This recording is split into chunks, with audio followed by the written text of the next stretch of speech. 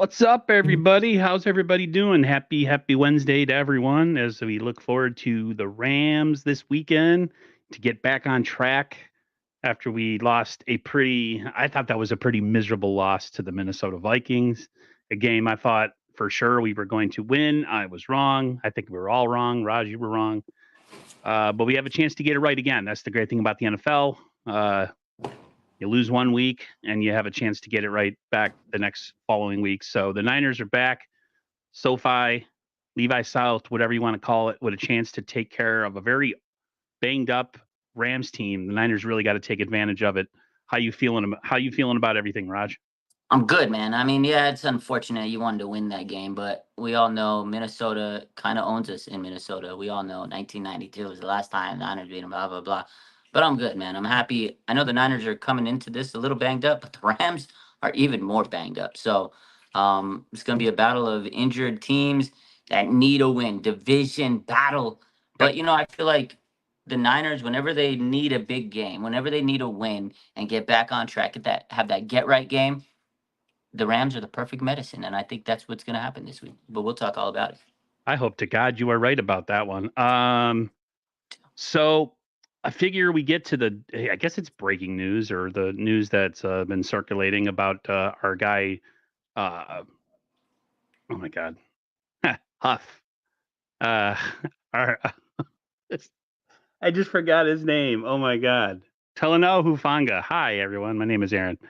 The news is that if all goes well, he's going to play this Sunday, which after the performance from the safeties last week, I think we could use Talanoa Hufanga back in the lineup. So, how excited are you for Huff to be back in the lineup, ready to go after his brutal knee injury last year? I think the Niners, you say get right game. I think part of that will have to do with some of the guys that they decide to play in place of other guys who struggled last week. And it looks like maybe at safety we lose Odom and we get back Hufanga. How are you feeling about that? Thank God we need Hufanga. I mean, I'm hyped up. It's the return of Talanoa Hufanga, the big, Tongan Tiger. I'm hyped up for this return. Hopefully everything goes well, like Kyle said, and he's able to return. The only concern I had going into this, and I was like, I don't know if he's going to start week, 3 against the Rams because of the turf.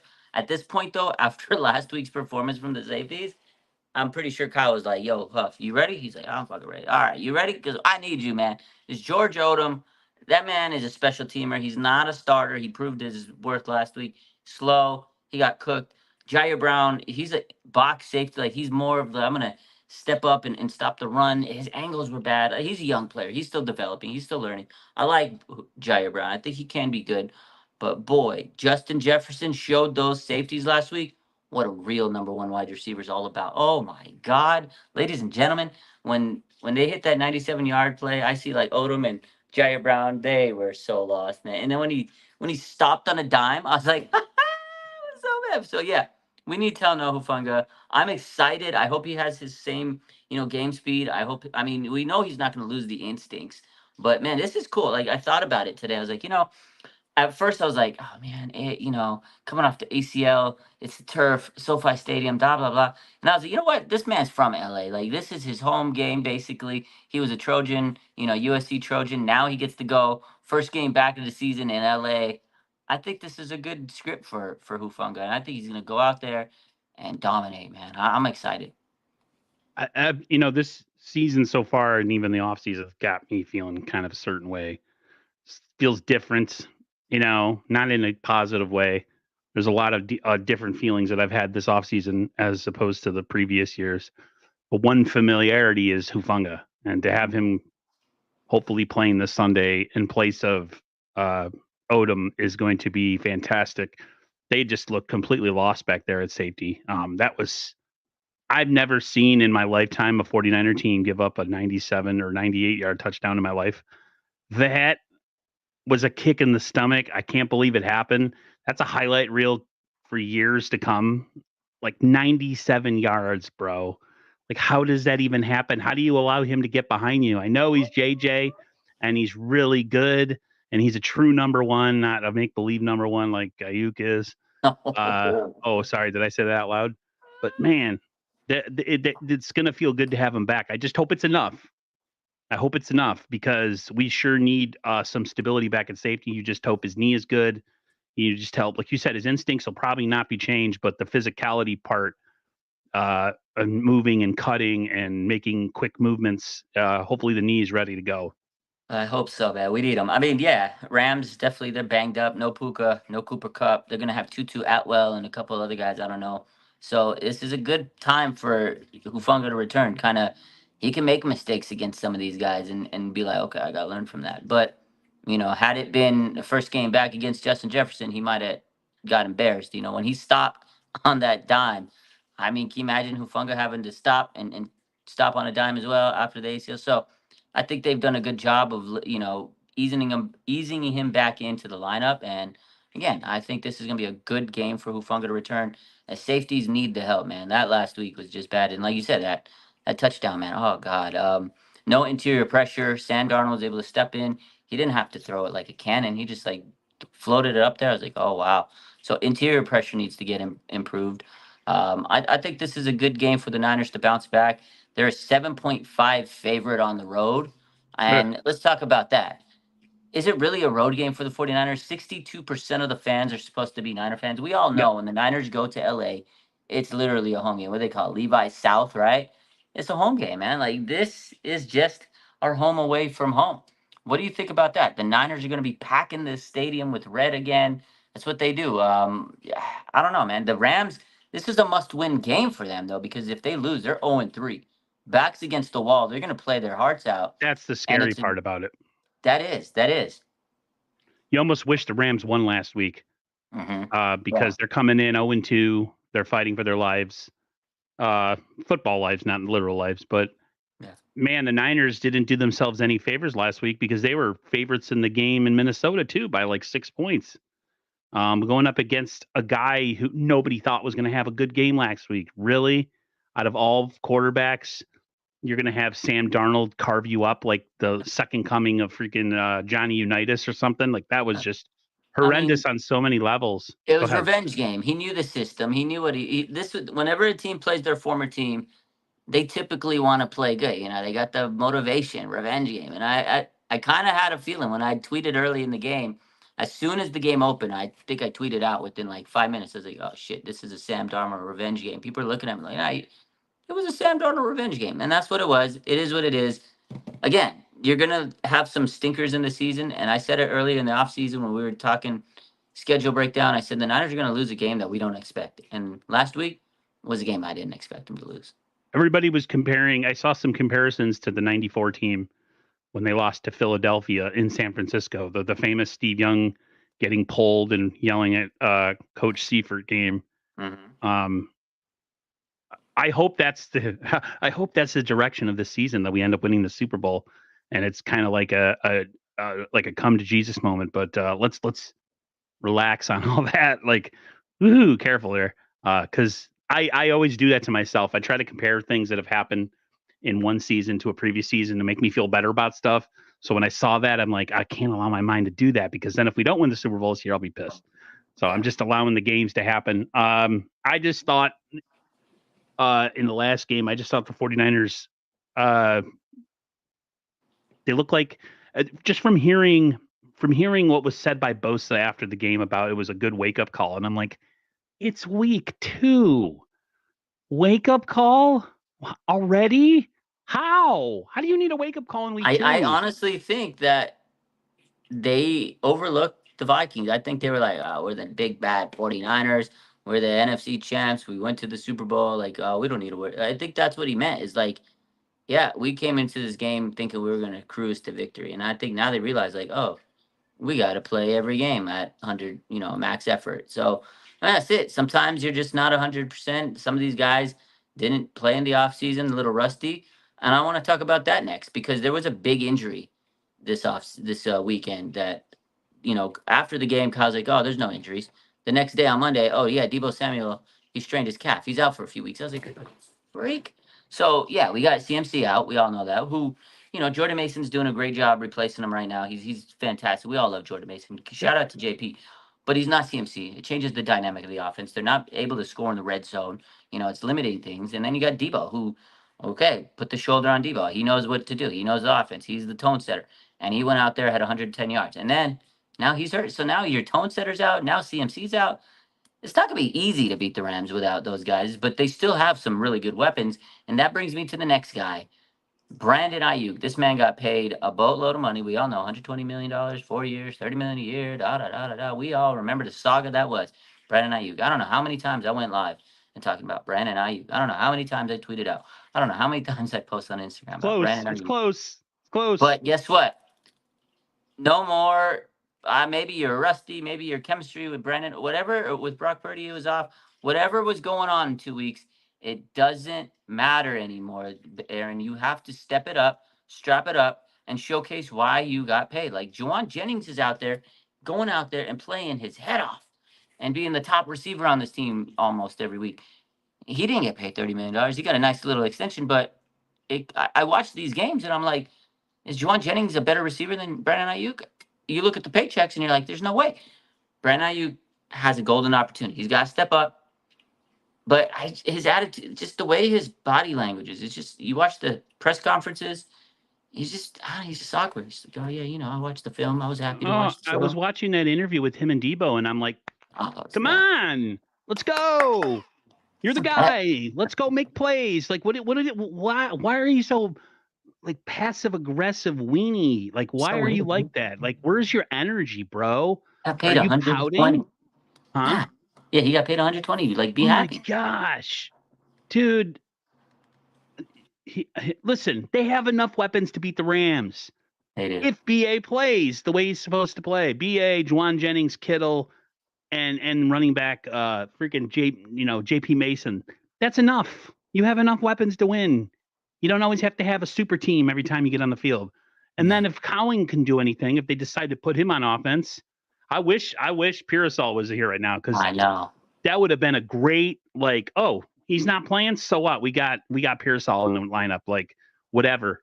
And he's not. And that's really, really, for me, it's really sad, because for as much as a little bit of animosity we're having towards Brandon Ayuk right now, the love that everybody has for Pearsall, based on what he's had to deal with in this offseason, and also the fact that a lot of people had some high hopes for him, kind of mixed.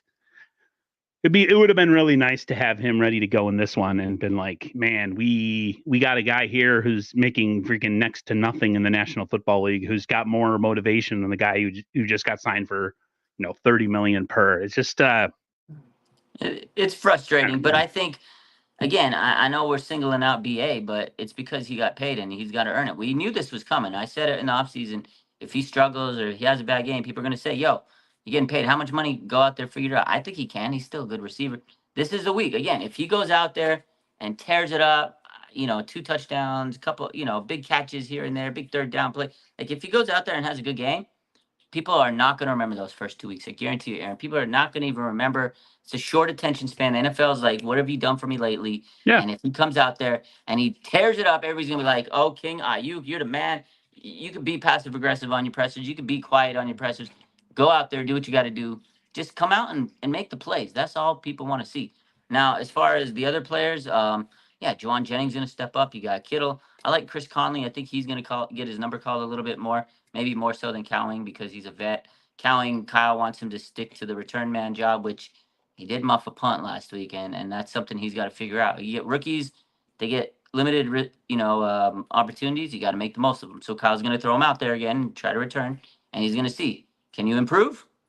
Get better at those returns, and then we'll see what we can do with you. I do want to see Cowing maybe on a jet sweep or two, but I don't think he needs to run a lot of plays. I mean, he's not going to be replacing Debo by himself. It's a committee, and just like Jordan Mason is out there running and trying to replace CMC, Debo was helping him. Now we got to go back to the drawing board and figure out how are they going to replace CMC and Debo, because they do so much stuff before the play even starts, like on the line, all the like motion and stuff. So it's gonna be a little challenging. Brock Purdy struggled last year without Debo and Trent Williams, I should add. So it's gonna be interesting to see how can this offense move along without the big bad Debo Samuel. I'm pissed, man. I love Debo. That's my guy.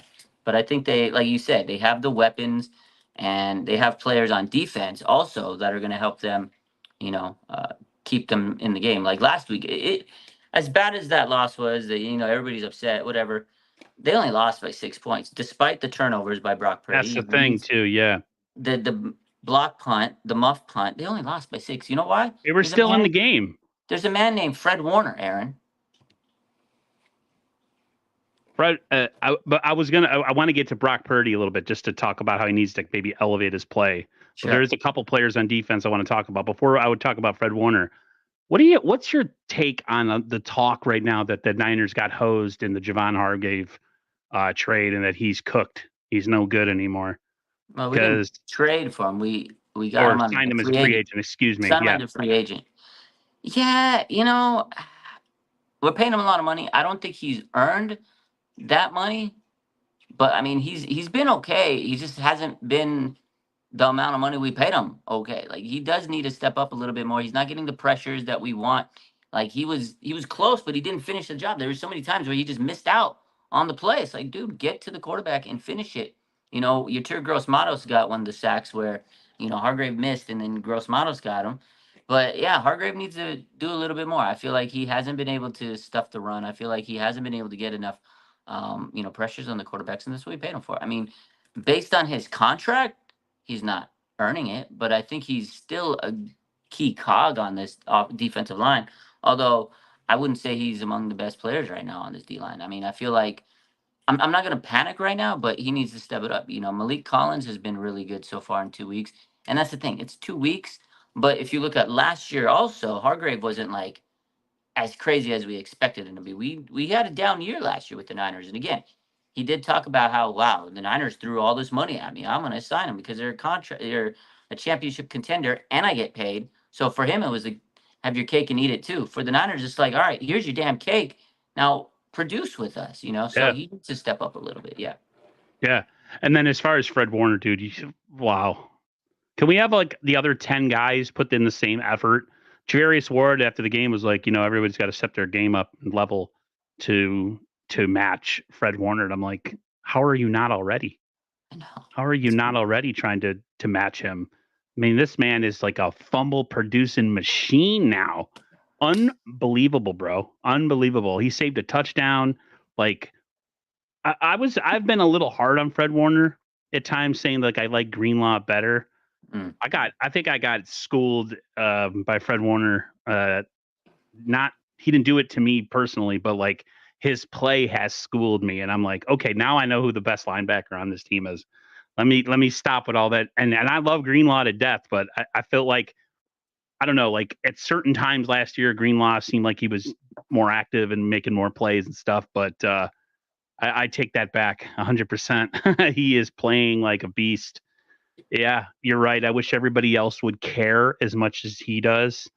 Like if I look at the defense right now, two or three players play their ass off. Mm. Bosa, he's constantly going. Warner, I don't know who else. Diamador Lenore, maybe those three guys every play. Yeah. Everybody else is kind of like still trying to figure out who the hell they are, and it's like I don't know. I have a weird vibe with the Niners this year. I don't know if you feel the same way. It's not the same as it's been the last couple of years, maybe because of the second Super Bowl loss. But yeah, as far as Fred Warner goes, I feel great about it. I just hope he can stay healthy because we really need him because he's the heart and soul of this defense. And right, I think without him, they would be completely lost. Oh yeah, he's the heart and soul of this team, man. He's not just the best linebacker on the Niners. He's the best linebacker in the NFL. Yeah.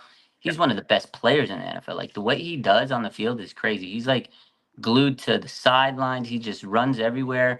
Like, his coverage is crazy. I mean, ability to tackle stuff to run. I mean, he's everywhere. Like, he's every year he's gotten better. He's evolved his game. Like, it's wild to say that Fred Warner's actually better than he was last year. Which last year he was better than the year before, and et cetera, et cetera. It's like every year he figures out more things. The peanut punch, we saw him. He's been practicing that over the years. And I mean, he just looks for the ball. I don't know if you saw that Baldy breakdown, and it said like he's on a mission. Bro, he really is on a mission. Like, he'll track the ball down every time. It doesn't matter where the ball, he just fucking hits it, man. And it's so crazy. Like, that's what he trains for all off season. And I remember, I always post his off season workout videos. Oh, Fred Warner's in the lab getting the boxing stuff on. People are like, he's not a boxer. The reason he's doing it is to work on his skills to peanut punch that ball out. And look at on the field every week. It's like, oh my God, Fred Warner, forced fumble. He almost had another where Sam Darnold was on the sideline and he punched it and it went out of bounds. If that didn't go out of bounds, that's the difference right in the game. And he kept the Niners in this game. He wiped away like 10 points. The freaking forced fumble where Aaron Jones was running toward the end zone, and I was like, oh God, Aaron Jones is going to score a touchdown. And you just see Fred out of nowhere. I was like, where does he come from? Just like a couple years ago when he got the Superman dive. Remember against the Rams? It was Rams week, and I remember he just dives out of nowhere like a missile, and he makes a tackle. I'm like, this man, Fred Warner, is unbelievable. I'm glad he's on our team. Like you said, I wish we had every player with his intensity, but they don't make him like Fred Warner. He's generational. Unbelievable player. Peter Parker says this team looks like it's got a Super Bowl hangover and is burned out already. I've gotten that vibe too a little bit from some players. I hope it doesn't last. I hope that they can work their way through it. But I have felt that way. I don't know. Do you get that vibe from this team? And you're closer to this team than I am, literally, like where you live, and also because you do some things with the team. You've been around players. Like, does this team come off like a team that's going through a little bit of a Super Bowl hangover right now? Because just watching games and just watching players, some of their demeanor and stuff, I've noticed it. But who am I? I'm not a body language expert, but I don't know. How do you feel about that? Yeah, no, I feel like they might be a little burnt out. I mean, they've played a lot of football games over the last couple of years. NFC Championship, Super Bowl. Like, you get that far, it takes a toll on you. I don't think they're gonna sit there and tell us that they're burnt out, but you could tell. Sometimes their energy after the game, I mean, is a little lacking because, hey, again, they've been through a long season. It's not just like 17 games and it's over. It's 17 games, playoffs, Super Bowl, NFC Champ, or whatever. So I feel like that's part of it. Injuries have taken their toll early in this season, right? Hufunga, Greenlaw, CMC, Debo, like those injuries are real and it sucks. But these teams trying to weather the storm, and the contract negotiations. It's frustrating. It's stressful, and I feel like maybe not everybody, but I feel like there are some players that are maybe burned out, and they got to keep you know answering the same nonsense question. Brock Purdy, he's not elite. And then you got the same mumbo jumbo about contracts. It's like the same story every year, going through the motions. It's frustrating for this team, 100%. And then, yesterday, Debo, where he was talking on his show, he says, it's now or never. It really is now or never. Like, they have the urgency. They know they got to do what it takes because after this year, if they don't win it, when? When is it? So I think they have the urgency, and that's putting a lot of pressure on these guys, and they're also stressed out, man. Speaking of somebody who's under a lot of pressure and needs to, at least in some people's eyes, up his play and play better, is Brock Purdy. Mm-hmm. I thought he played relatively well on Sunday. Do I think the interception and the loose ball that fell out of his hand, that sucked, but like he was making some tight window throws. He was making some big scrambles and throws, the one to on the sideline. I think it was one to Debo, right? Was it Debo or Ayuk who caught that one where he fell backwards? Was that Debo? Debo, and then he threw the fourth down play to Jennings, and then he had the nice little pass to Juice, who caught the sideline toe tap. Yeah, I mean he's 101 quarterback rating. He's over 70% completion percentage. He just hasn't thrown touchdowns at the rate that he should. And the Niners offense I think the Niners offense altogether is lagging right now. They're just not playing well. Between the 20s are fine. It's when they get to the end zone and the red zone is where they're having all these problems. But what's your take on all this talk that he needs to elevate and the goalpost has moved again? Okay, so now if he does well with all these guys missing, then he's elite. Like before it was, do this, do that, then maybe we'll consider it. Now it's the Niners have to be completely bereft of talent. Nobody on the team can be any good, and he has to be able to do it with nothing. That's what they're saying pretty much. What do you think about that? They change the narrative every week. And you're right. Now it's like, oh, he's not good. Now if he does it without these guys, then we know he's good. It's like, dude, when's it gonna stop? But again, that's what I said. Like every week, they're gonna keep on talking the same stuff about Purdy. He's not elite. He's not elite because of his draft position, and it's the same story every year. I feel like he does need to step up these next couple of weeks because no Debo, no CMC. Obviously, it's common sense. He needs to step up. You're the quarterback, but I think he's had two okay games. I wouldn't say they're great, but he's had some moments. There's been some missed plays like last week, the week before, a couple drops, right? A couple missed chances here and there. Some bad timing here. He's still figuring out some stuff with like guy like BA. This week, poor offensive line play. They didn't give him a lot of protection. He was sacked a lot. Although he did make some bad decisions with the ball, the interception and everything. So he needs to work on that. He said it himself. He knows he needs to figure that out and clean that up. He's a smart guy. He took onus, but I wouldn't say it's horrible. He's moving the ball down the field. I think you said what needed to be said. The biggest issue is red zone efficiency. Last year, the Niners were like I think they were number one red zone efficiency team or among the best. This year, they're almost towards the end. Like they're not scoring in the red zone, but red zone efficiency is down across the league. But for the 49ers, you don't have CMC, and that kind of changes the dynamic of the game. And I feel like also Brock's trying to test deep. He's going a little bit more intermediate passes and things like that, where maybe he needs to start working on those checkdowns a little bit more and kind of Yeah, open that things was up. the other piece that people have brought up that Brock is passing up a lot of underneath stuff to try to make bigger plays downfield. Yeah, he's Uh, trying to be more explosive, but I don't think that's a bad thing. But it also is just a change in dynamic because they don't have CMC, and also it's not just on Brock, it's on Kyle, because he's the offensive coordinator, he's the head coach, and I feel like he's having a hard time adjusting because he doesn't have CMC in the lineup. And you got to realize he had CMC for 2 years, and those 2 years, this offense was clicking. And now the yeah, Niners have to learn again. Okay, life without CMC, and it's not like they don't have weapons. It's just they're trying to kind of reinvent themselves, kind of refine their identity. And Brock's part of that. And Brock, he's trying to evolve himself as a quarterback. He wants to be more explosive. He wants to make those downfield plays. Because people always trash on him. Oh, you're just a check down merchant. Okay, now he's throwing deep passes and he's throwing these high air yard passes. And now you can't say that he's just a check down merchant. Now you're saying he needs to check down more. So it's like you yeah, it said, just keeps moving. it That's keeps moving. stupid. Yeah. We know that there's certain people out there in the world who do content that they spin this stuff so the fans are always on edge and agitated because they have certain people in their ear who don't know better. They just know how to spin things. Mhm. And you get the fans talking like, oh, and when really, when you watch the games, you see something completely different than whatever narrative someone's trying to push for clicks. Like I think Brock's played well. I don't think he's played incredible, but No. it's not like he's been, throwing interceptions left and right and inaccurate and throwing balls out of bounds. He just hasn't made that play where you go ooh whatever and Mhm. throw touchdowns. He's only got one touchdown on the year and a couple turnovers. So, Yeah. but it's If early.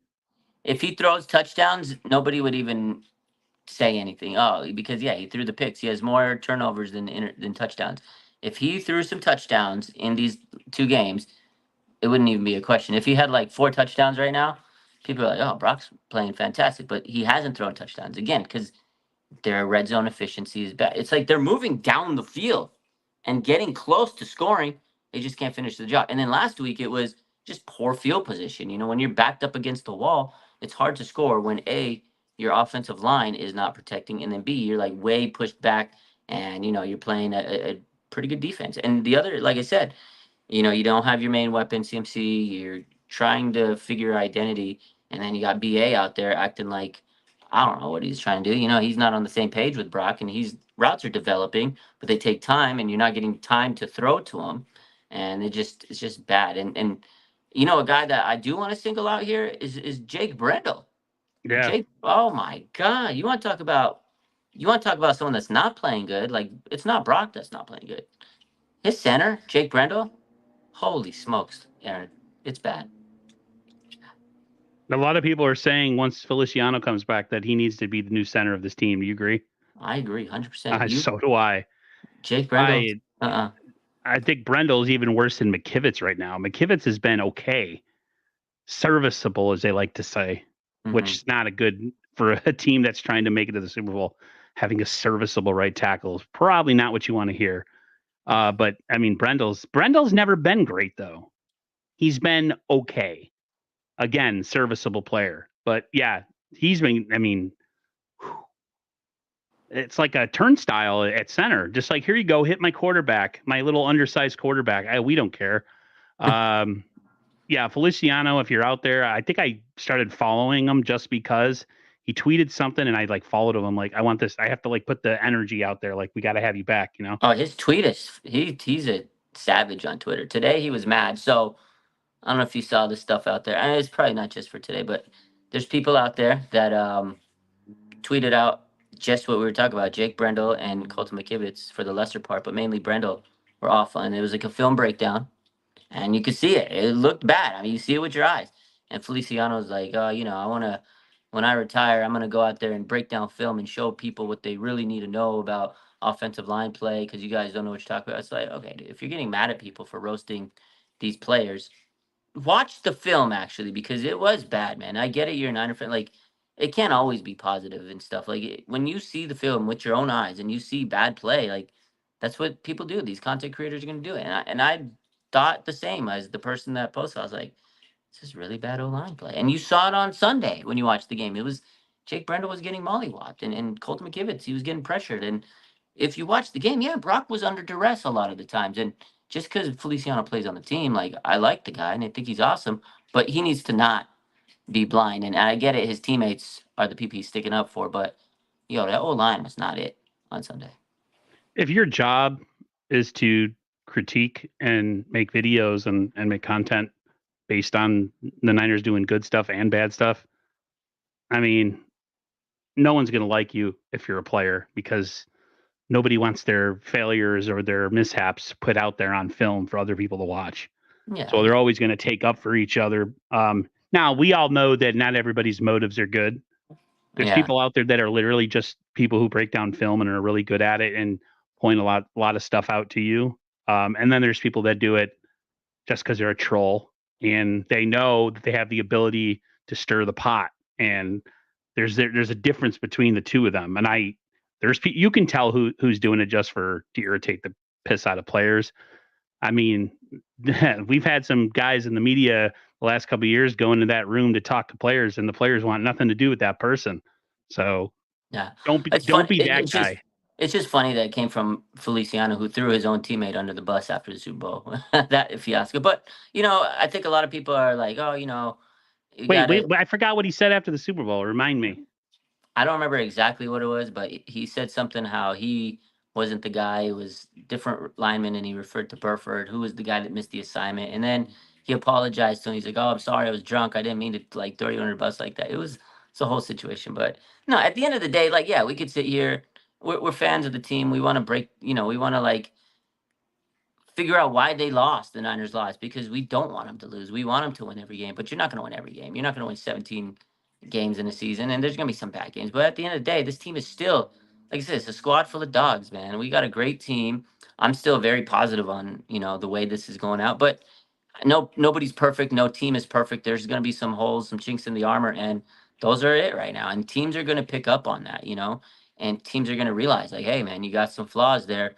We're going to throw at your flaws. We're going to pick on your flaws, and that's how football works. You figure out something that's not good on a team, and you attack it. Like, look at the Panthers, man. I feel bad for them. Bryce Young, the guy's He's awful. generational bust, but He's teams awful. know it. Teams know it. So what do? They go out there and they just throw the house at him, blitz him, and they double team his receivers. He can't figure it out. So yeah, you're gonna go pick on that guy. So the Niners, if Jake Brendel's not looking good, they're gonna pick on that guy. So we need to figure out how to improve upon that, and that's what that's what people come on here talk about and try to figure out. But at the end of the day, man, Niners team is still fantastic. They're still a Super Bowl champion contender, and they're playing a team that's so banged up. And if the Niners don't win this game, then I'll be cooked. I'll be sick. But there's no way the Niners lose this game. I don't think so. I say that about the Vikings because at one point in that game last week, they were out Justin Jefferson and their other wide receiver. I forget his name. I remembered it. Yeah, Addison. And they still couldn't find a way to get them off the field and get Darnold to turn the ball over more than the one time he did. I Tom think Lewis. Flores. Sorry, I think that the defensive coordinator for the Vikings just he has Kyle's number. And at the end of the game, you heard Brock Purdy. He was like, "Your scheme is crazy." He told him straight. You know what? One thing too about some guys are just better at coordinators. Yeah. Some guys suck at head coaching. They can't do it all. But you put them as a defensive coordinator, and they're amazing. Like insanely good defense coordinators. Some of them are, yeah. I would love to have a guy like that on our team, but I don't know. Whatever. So what do you think about our defensive coordinator through 2 weeks? It's been 2 weeks. Oh, It's early. I was gonna bring that up. I don't know. I'm not. I would to say that I'm dissatisfied would be an understatement. So far, what is our identity? What are we? What are we doing? Like, we stopped the run really good week 1, and then we couldn't stop the run or the pass week 2. Like, what? Like identifying what's wrong and fix it mid game. Like, I did. It felt like there wasn't. Well, at least for me, there wasn't some adjust. You do have your halftime adjustments. Like Salah was like a magician with halftime adjustments, and so was D'Amico. These last 2 years, I haven't felt the same with either Wilkes and so far with Sorensen. I don't know, man. Like, It's still early. It's still early on Sorensen. Like, I really can't judge him yet because the first game looked pretty good, but then the second game didn't look so hot. Sam Darnold threw on us all over. Third down was tough. Like the third down conversions were what yeah, really killed it. That was the that's a backbreaker. But huge problem. But they had that problem last year too. yeah, They but the couldn't get first week teams they off the look field. first week they look so good. So it's hard to read. And the thing with Sorensen, I'm gonna give him the benefit of the doubt. I'm gonna give him a little few weeks because he's a new defensive coordinator. This is his second week as a defensive coordinator. Takes some time to gel. So I'm gonna be okay with them. I'm gonna say, okay, that was your second game as a DC. That was your first bad game as a DC because the first week was great. And everybody's like, oh, the Niners, they're back. Look at the defense. Yeah. So first game was great. Second game was not so great.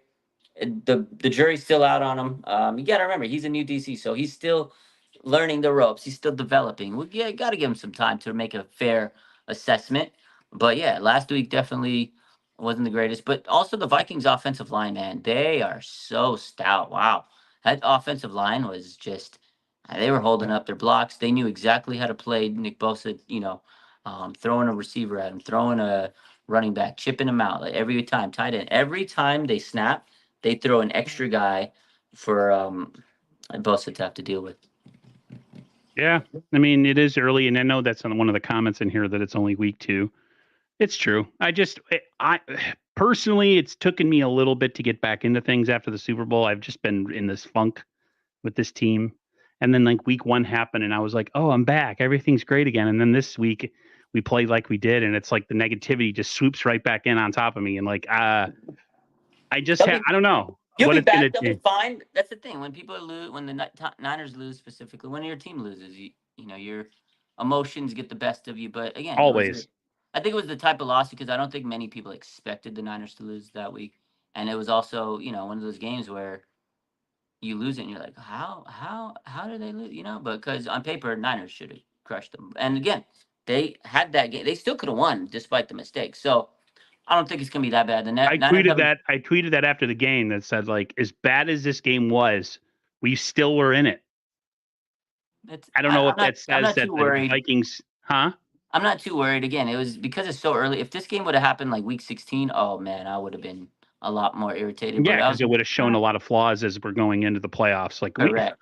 let's make it to the playoffs first before we talk about, Week two though, you're gonna have some stinkers in there. And look around the league. They weren't the only team that lost. Again, I tweeted out, although the Niners lost, salvaged the weekend by, I think the Eagles lost, the Cowboys lost, they got killed. And then who else lost? I think the Rams lost, and then the Lions lost. And look at the AFC. Bengals are 0-2. The Ravens are 0-2. So teams are losing, man. And just because you're a great team doesn't mean that you're going to win every game. And sometimes you're going to find opponents that we may thought were bad, but maybe the Vikings are for real. Maybe the Vikings are a true contender. I mean, they got a good or coach. They maybe got the Niners just don't match up well against them. yeah, that's true. And I think that Sometimes you was just don't match up against certain teams. yeah, That I agree. I don't know what it is. You can go there and you can boat race one team, and then the next team comes out next week, and you can't pass protect. Your Yeah. quarterback's under duress. You're throwing picks. Can't stop anybody on defense. I don't know what it is, but just sometimes you just don't match up with teams. like us with Kansas City. It's not that we don't match up with them. We can't close the deal on Kansas City. Don't bring them up. Don't bring them What do up. you think of the West in general right now? The Cardinals.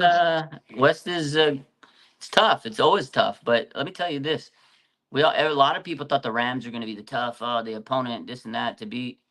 I said I didn't really believe in them this offseason because they lost Aaron Donald, no more Jalen Ramsey. That defense is not what it was. They got a lot of injuries. I didn't expect all that.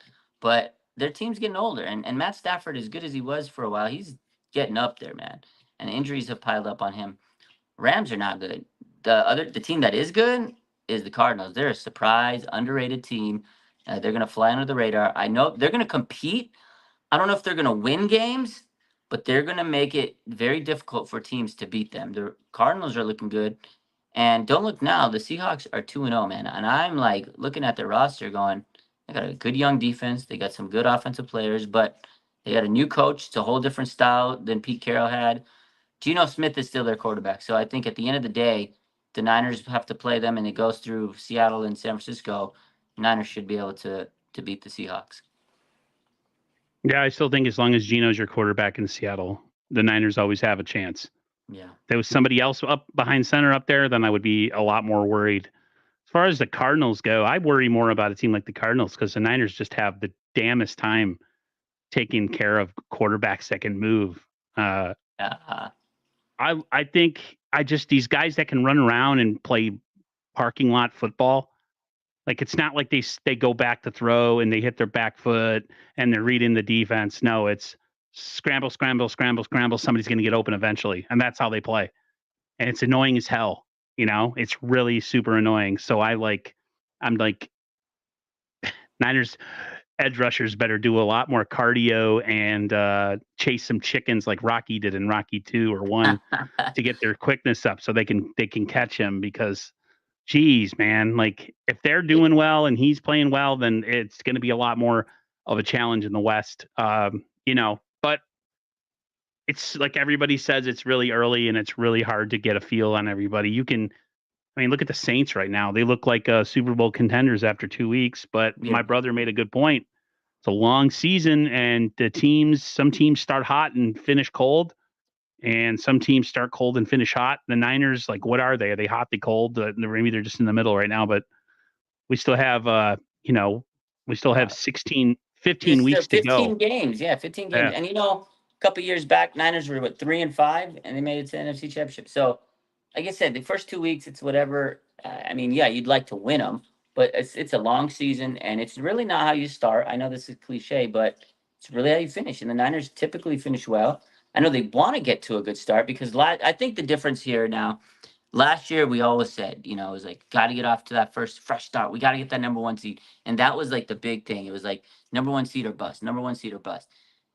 Now I think it's like, just get through the season and be healthy and get to the playoffs because that number 1 seed run that, trying to get to that point and just, man, it took a toll on this team. I think by the time they got to the Super Bowl, they were gutted, man. They were tired. They still could have won, but they were wiped out. And now going into the season, again, like I said earlier, all these games you've had to play over the years takes a toll, man. And just survive, get through the season, be healthy because, it would be nice to be a number 1 seed, but man, it takes a lot of energy out of you. And the Niners didn't even play well in the divisional and championship game, being the number 1 seed. They looked like a team that was freaking.